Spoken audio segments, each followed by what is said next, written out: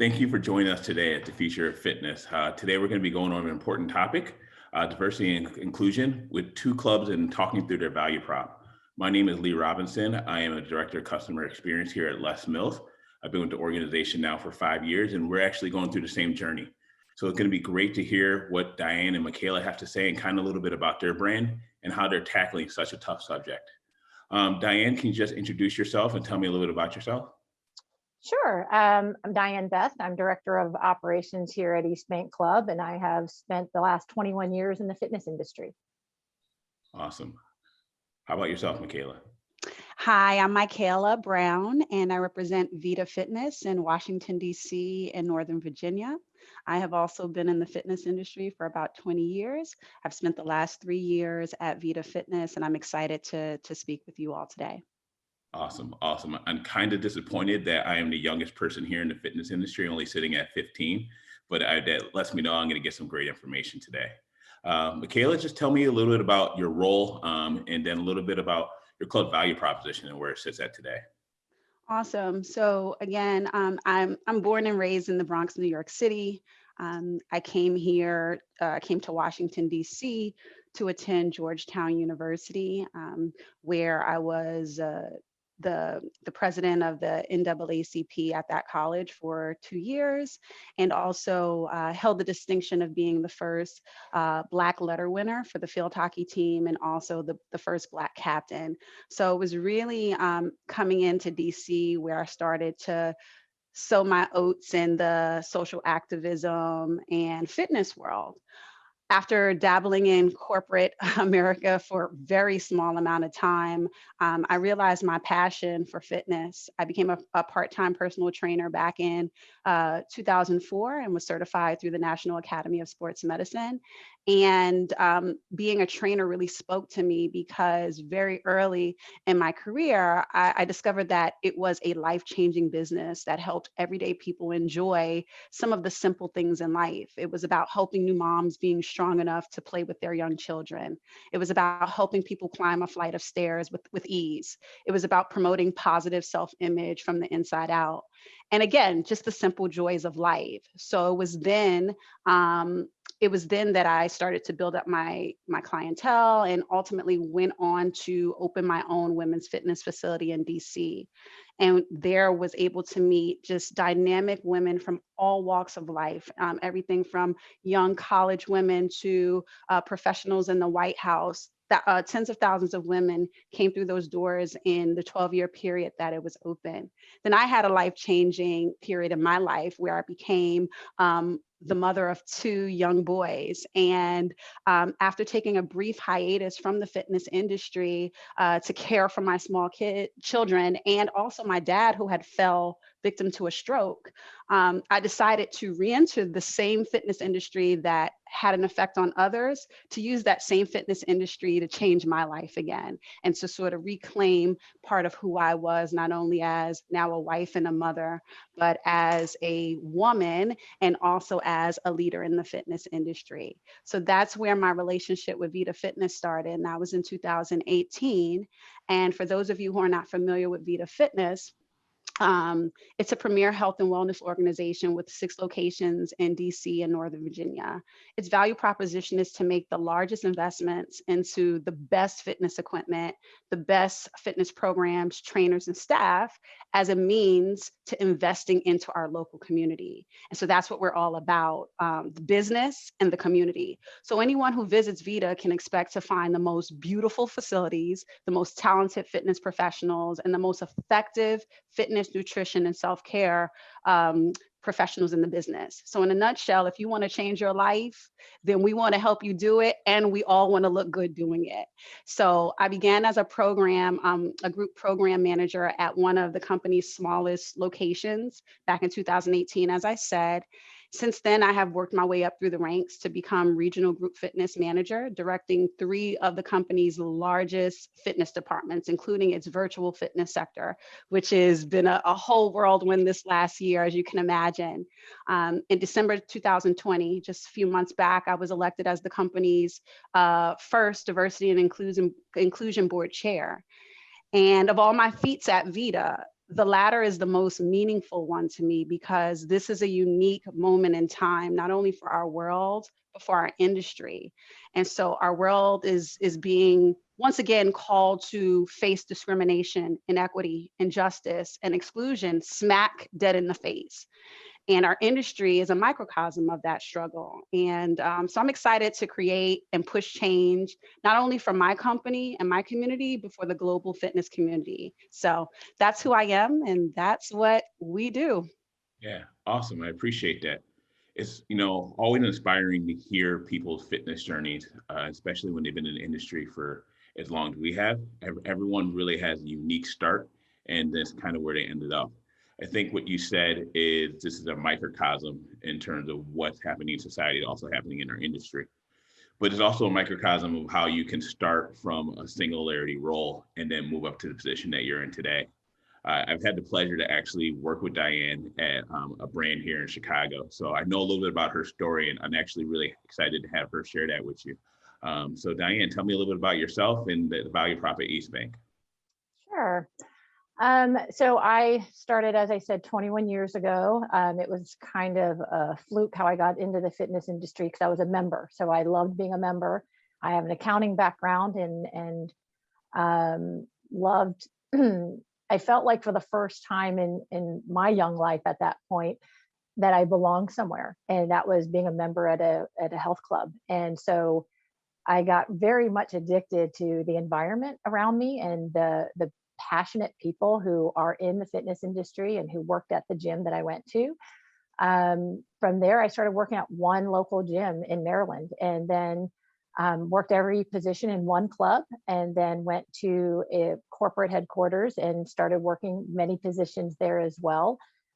Learned a lot through the different levels and different departments that I've had the opportunity to work.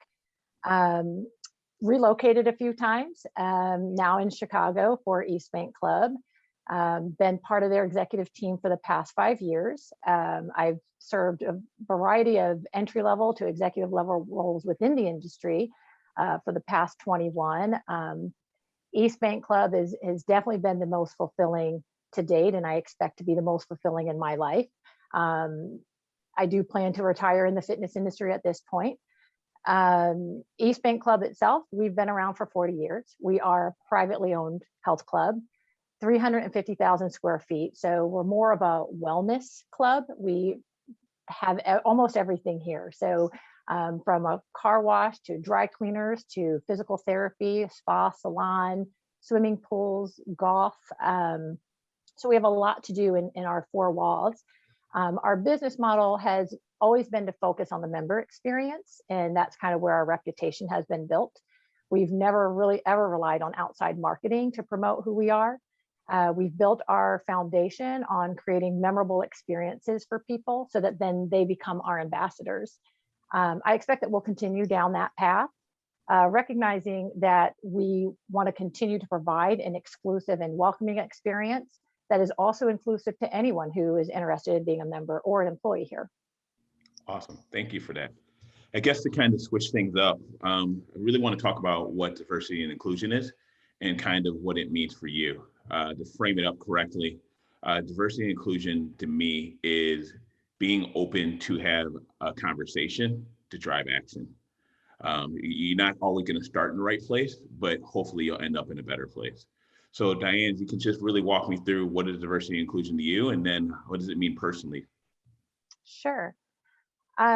So diversity and inclusion to me is making sure that you have a diverse group of people on your team and in the club as your members.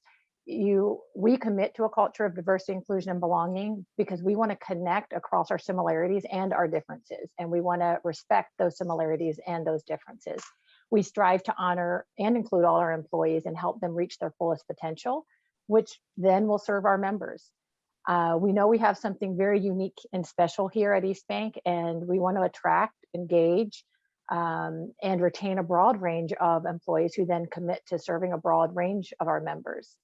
To me personally, having worked in a variety of roles in the fitness industry, I feel that I've been incredibly fortunate enough to have a seat at the table for over 10 years. But having a seat did not mean I had a voice. Being at East Bank Club, has given me an opportunity to have a seat and a voice at the table. So to be a part of this journey and to be a part of leading our efforts here at the club is incredibly personal and meaningful to me. Yeah, having a voice is such an important fact, right? To be able to openly voice your opinions, to be able to create change. Michaela, what does diversity and inclusion mean for you? Yeah, diversity and inclusion means creating and promoting a physical, mental, emotional, financial, and social space where people of all types have a seat at the table. And Diane hit the nail right on the head with that.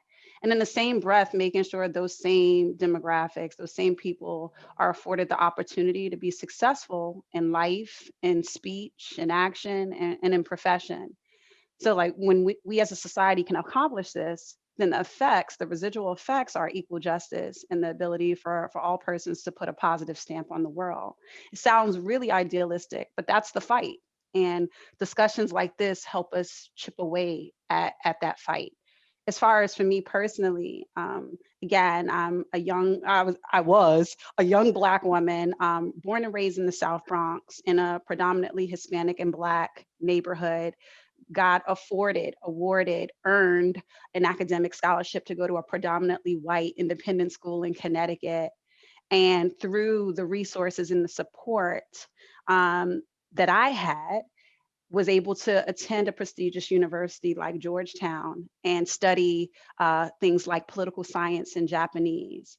And so my life feels like a testament to what diversity and inclusion can result in. And so it has given me a seat at the table and also a voice.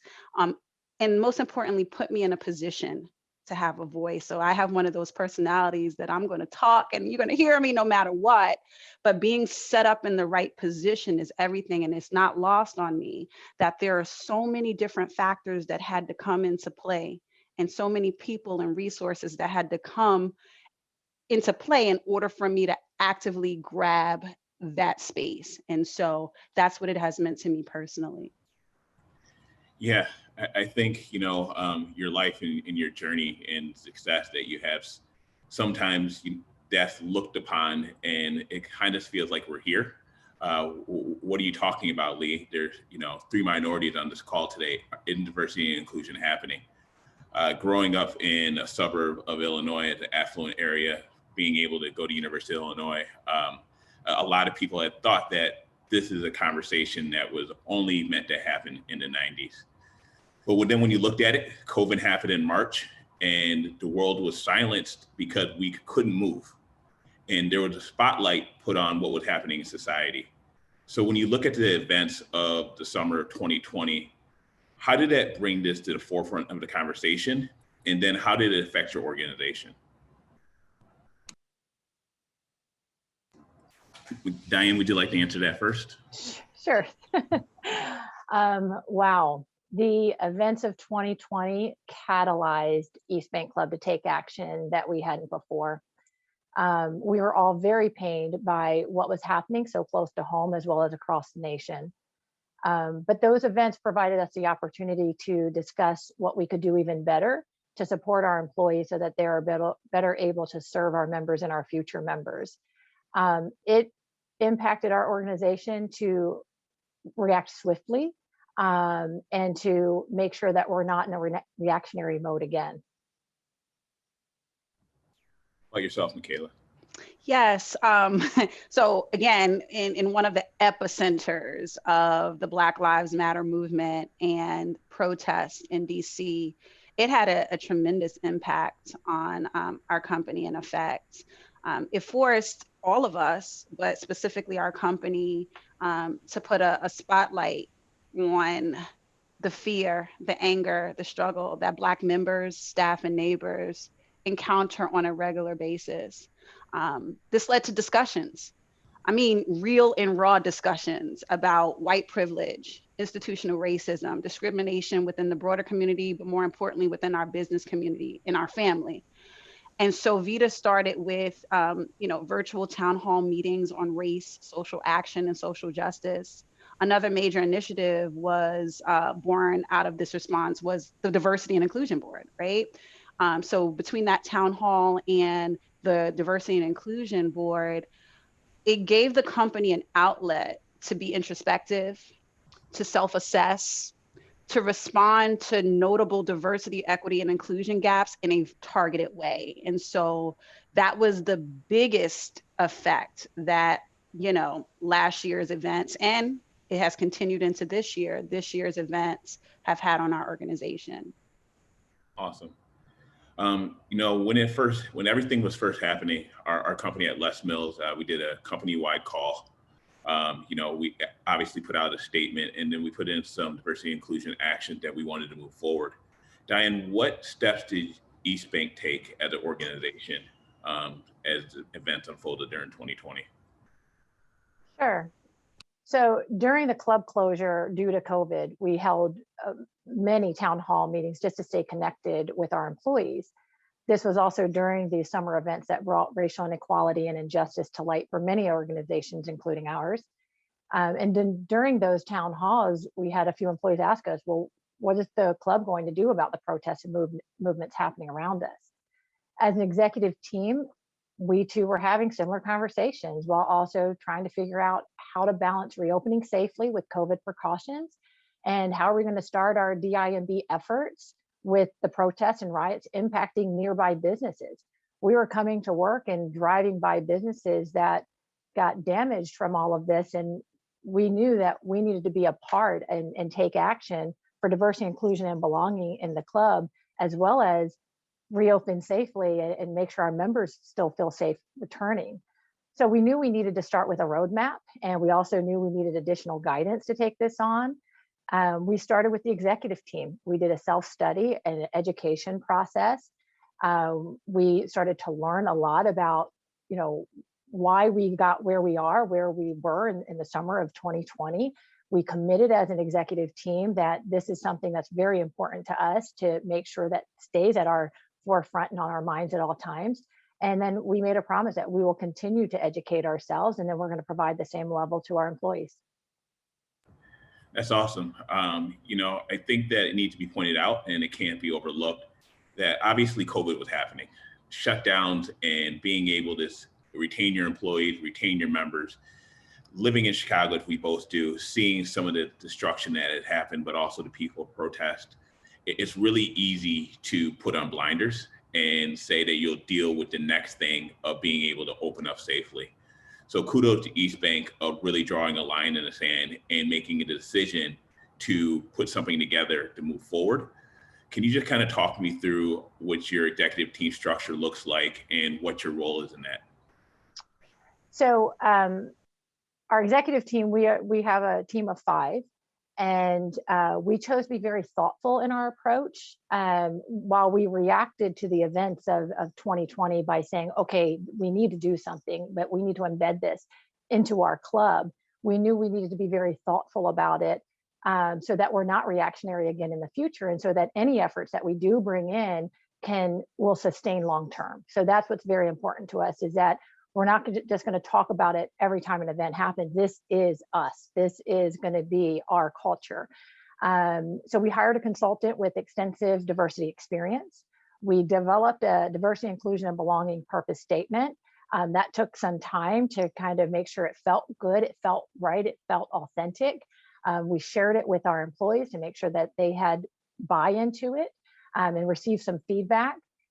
We confirmed our commitment as an executive team to our diversity, inclusion, and belonging initiatives, just to be embedded into our culture, into our everyday, into our every decision.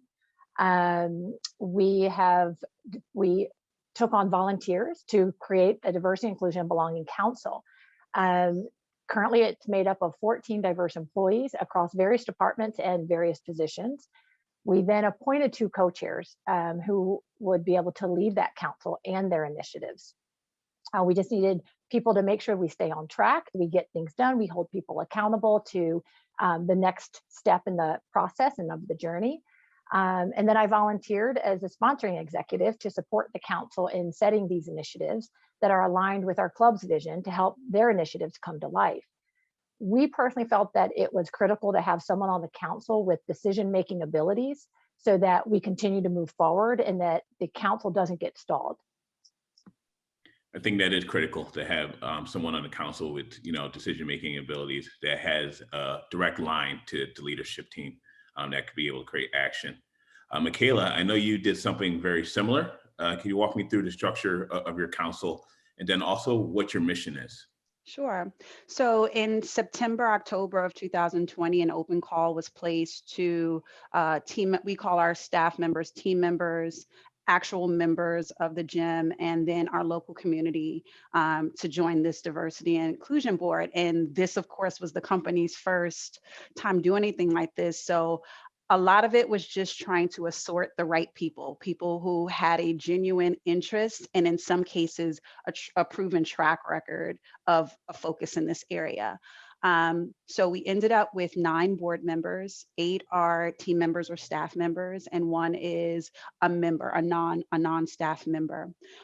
So that's 9. Our bylaws call for us to max out at about 15. And so I think that's been great because now that we are a board, we can start to fill in some of those gaps even within our board. So making sure that people at all levels of our organization are also represented at on the board level. For instance, there are a lot of leaders in the company and in our community on the board, but are we truly reflecting our housekeeping staff? Are we truly reflecting some of our other racial demographics? Like, are we reflecting that? So I love that we still have some open spots that we can fill within this first year to fill in some of those noticeable gaps. Our board currently does represent a diversity of races, genders, political ideologies, religious beliefs, and all sorts of important identifiers. And that has been amazing because we want to truly be reflective of the company we are now, but also the company that we want to be in years to come. And so I feel elated that our board reflects that. As far as our mission, in a nutshell, the board's mission is to partner with company leadership to ensure that every person in VIDA's orbit is treated equally with genuine care and kindness, regardless of age, race, religion, color, national origin, gender, mental and physical abilities, sexual orientation, class, physical appearance, any of those identifiers. We want people of all types to know that they can find a home and a family in the VIDA community. Awesome. That's awesome. Diane, can you walk me through a little bit about, you said that you were seeking outside help. What did that look like and where does that sit today? Sure. So we did hire a consultant. He has over 35 years experience with diversity, inclusion, and belonging, and someone who has worked with our club for more than 25 years. So it was an easy go for us because we had someone who had that experience we already have a relationship with. And the partnership is really to help educate, support, and facilitate our ongoing initiatives. So where we sit today, I mean, he's still involved in our monthly meetings that we have currently. There's some subcommittees that break off as well. We have developed a roadmap. And so how we're going to bring diversity and inclusion to life here at the club is by following this roadmap so that we can stay on course. And we have 3 pillars of focus. So we have the employee experience. We want to be intentional about building our employee experience with diversity, inclusion, and that sense of belonging. Our club culture. So we want to identify the strengths that have carried us 40 years and then build on that and then highlight our opportunities that we need to improve on. And then industry and community engagement. Being part of this panel to help others in our industry find their way is a good example of trying to be a leader for this industry. And while we just got started ourselves, we know how difficult or overwhelming that it may feel to develop or lead diversity efforts, and one that will become embedded into your business, not just a project. We want to learn from others in the industry, and we also want to help others get there. And additionally, we've done some council exercises with the 14 in every meeting. And so I feel that those exercises has helped the council connect on a much deeper level to help us move forward. We continue to learn about each other, and we respect our similarities and our differences. We are vulnerable. We're having uncomfortable conversations, which feel really good. And so I think that having the consultant helped us greatly, because he was able to help us frame up some of these exercises and frame up how we're able to just keep this moving forward and still stay on course to make sure that all of our efforts are going to get ingrained into our culture. That's awesome. Two things jumped out there to me. The first one was that you said the employee experience. It's actually really important that your organization has the right steps before they try to influence outside in terms of the members and then also the industry. So if your employees felt heard, that's actually going to really help the members experience there too. And then the next one was vulnerability. You know, this is an uncomfortable conversation, and we have to be vulnerable with each other, because people are going to say things that might not come off the way that you expected it to, but we have to be vulnerable to allow them to explain themselves, but also to have an open conversation to teach. So this is just kind of just sitting in how we should behave as a culture, regardless of diversity and inclusion. And I think that's where we're going to see the biggest growth. So with Michaela, what have you guys done so far, and how you guys helped change within the organization? Yeah, great question. And I also wanted to piggyback and say we took a total different approach than Diane just explained. We actually didn't hire any outside help. And so speak about vulnerability and disagreement.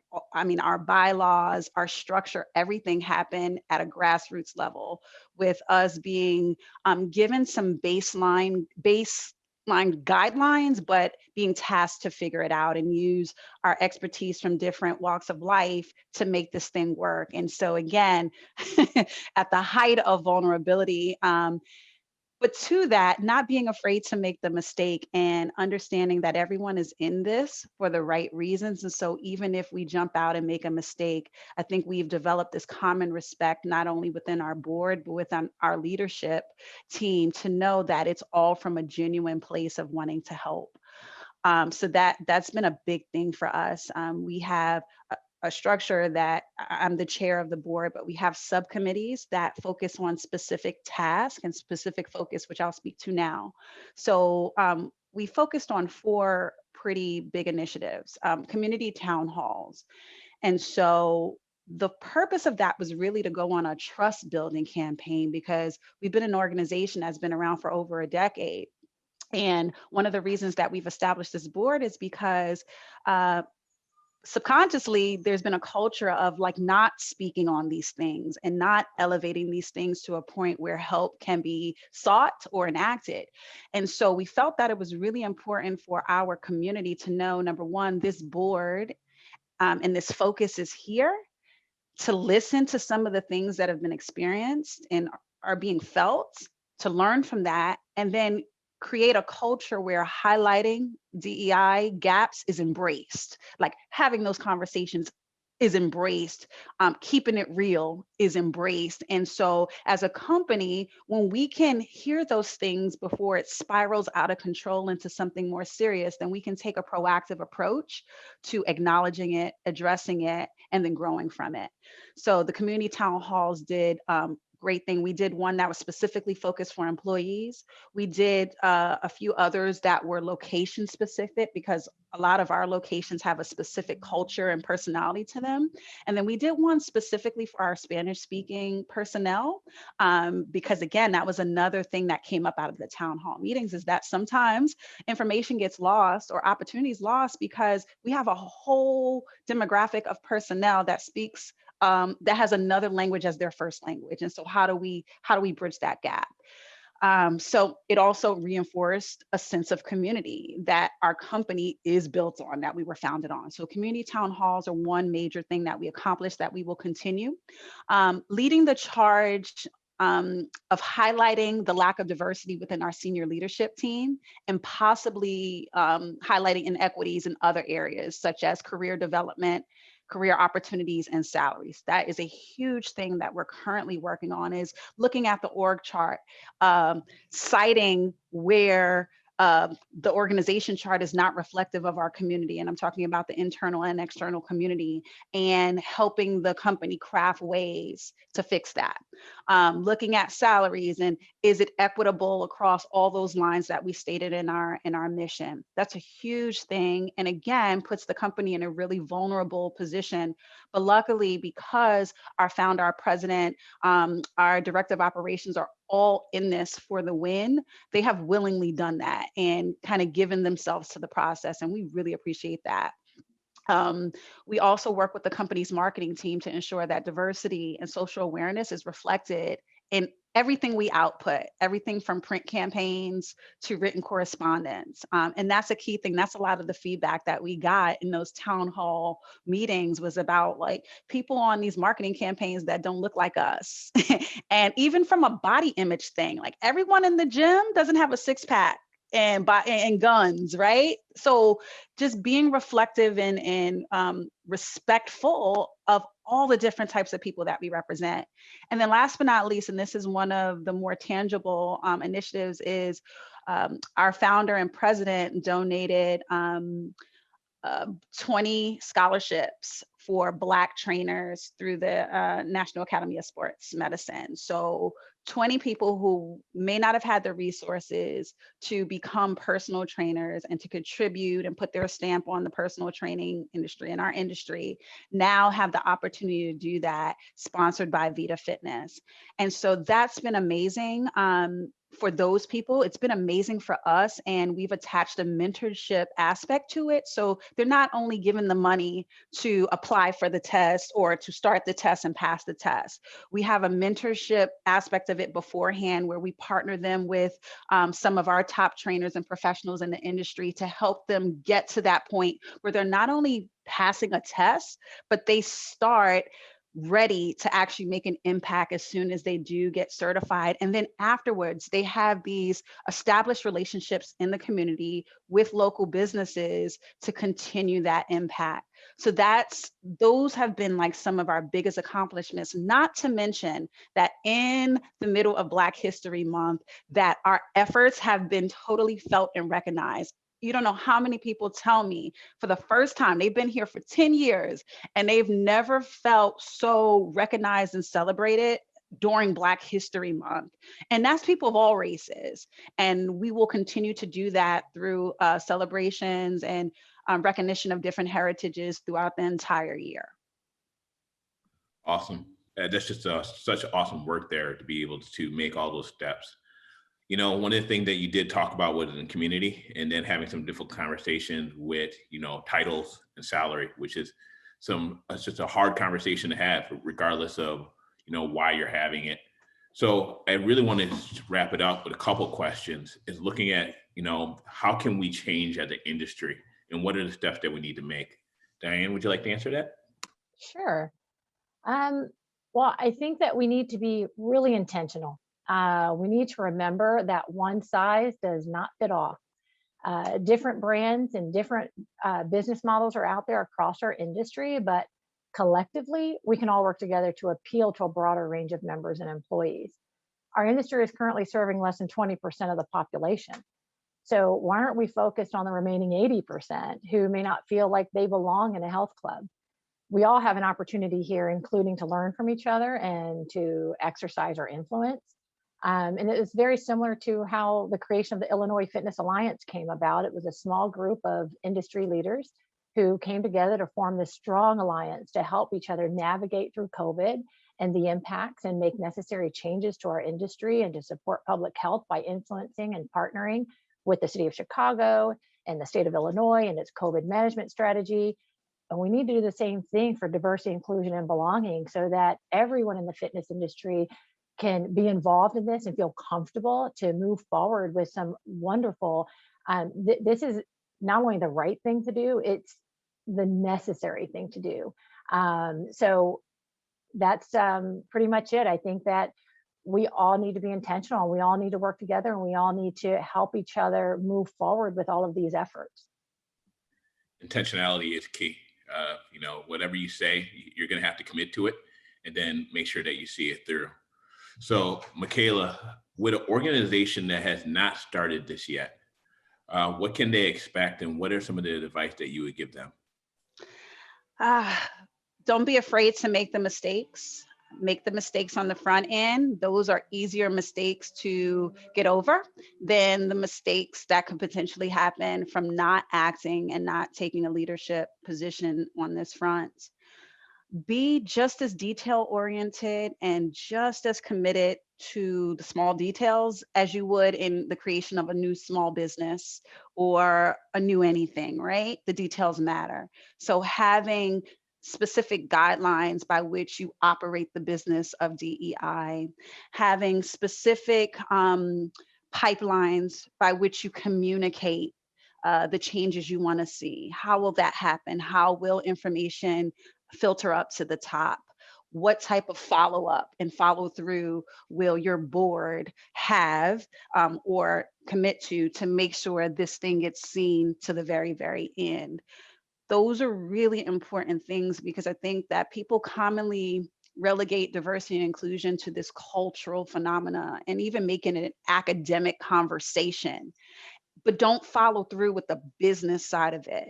And in order for change to really happen, we have to execute these efforts as if it's our business. And so that's an important thing. Last but not least, I just would challenge companies to think of investments into diversity, equity, and inclusion with the same value and worth as the monetary investments we make into our company.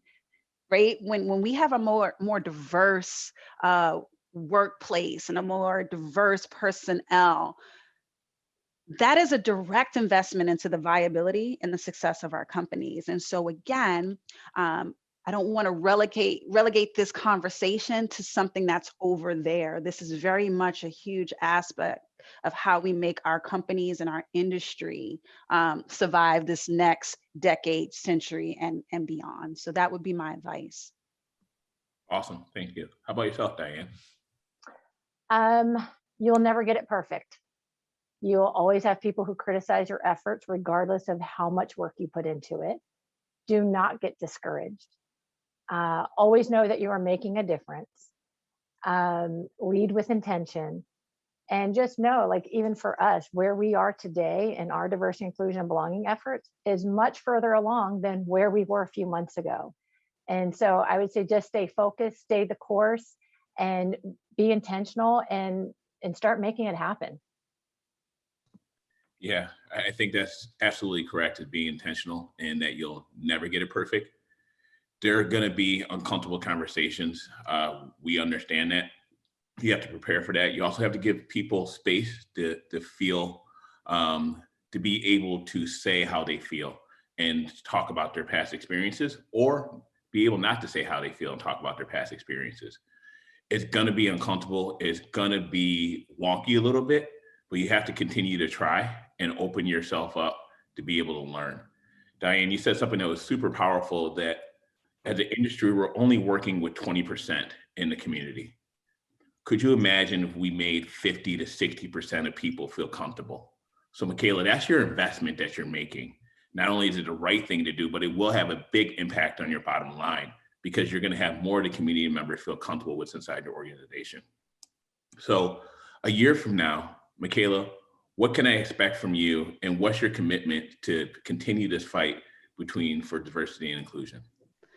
Yeah, luckily we don't have to wait a year, right? We've already begun. And so the commitment that I'm going to make personally, and filter this out through the board in our company, is to continue and grow. Like, there's no stopping us. We made the commitment, we started this thing, and now there's an expectation that we continue to set the bar and to set the standard for what a more diverse and a more equitable and a more inclusive workplace looks like. And so a year from now, you can see us still at the head of the pack, pushing for those uncomfortable conversations, pushing for the change, and pushing for the community that we're looking to build today. So it'll be more of the same, but just in a bigger, better way. Awesome. How about yourself, Diane? I'm all in. I'm proud and humbled to be at the forefront of this effort for our industry and for our club. and to be the executive sponsor of a council who are just so passionate to be leading the charge for our club. And we'll continue to keep learning from our successes, from our mistakes, and we'll keep improving. And we're here to help anybody else get started with their efforts. Awesome. Thank you everyone for joining the Future of Fitness. As we say at Les Mills, fail fast and learn from your mistakes. So just give it a try and don't be scared. Thank you again.